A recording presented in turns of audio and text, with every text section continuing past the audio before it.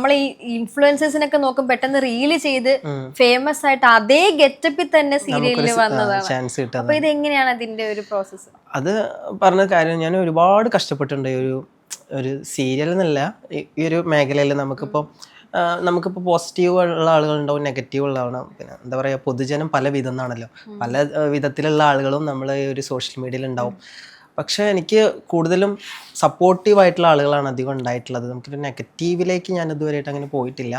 പോസിറ്റീവായിട്ടുള്ള സംഭവങ്ങൾ തന്നെയാണ് വന്നിട്ടുള്ളൂ. ഞാൻ എപ്പോഴും ഞാനൊരു ക്യാരക്ടർ ചെയ്യണമെങ്കിൽ ആ ക്യാരക്ടർ പെർഫെക്റ്റ് ആക്കാൻ വേണ്ടി ശ്രമിക്കാറുണ്ട്. ഇപ്പോൾ മെയിലിൻ്റെ സീൻ ചെയ്യണമെങ്കിലും അതും എനിക്ക് കഴിയുന്നിടത്തോളം നല്ല രീതിയിൽ ചെയ്യണമെന്നുണ്ട്. അതുപോലെ ഫീമെയിൽ ചെയ്യണമെങ്കിലും നല്ല രീതിയിൽ തന്നെ ചെയ്യണമെന്ന് എനിക്കൊരു ഇതുണ്ട്. അതുകൊണ്ട് തന്നെ എല്ലാവരും സപ്പോർട്ട് എനിക്ക് നന്നായിട്ട് ഉണ്ടായിട്ടുണ്ട്.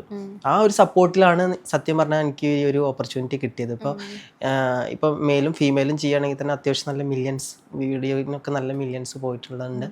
അപ്പോൾ അതൊക്കെ നമുക്കൊരു സപ്പോർട്ട്, ഇതൊക്കെ ആളുകളുടെ പ്രേക്ഷകരുടെ സപ്പോർട്ട് കൊണ്ട് മാത്രമാണ് എനിക്ക് ഈ ഒരു സീരിയൽ എന്നുള്ള മേഖലയിലേക്ക് കിട്ടിയിട്ടുള്ളത്.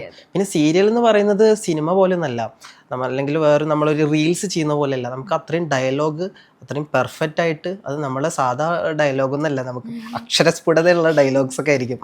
അപ്പോൾ അതൊക്കെ നമുക്ക് പറയാം, അത് പെട്ടെന്ന് അഭിനയിക്കുക. പിന്നെ ഈ ഒരു മേക്ക് ഓവറിൽ ഞാൻ ഒരുപാട് കഷ്ടപ്പെട്ടിട്ടുള്ള ഒരു സീരിയൽ തന്നെയാണ് നമ്മുടെ മൗനരാഗം എന്ന് പറഞ്ഞ സീരിയലിൽ.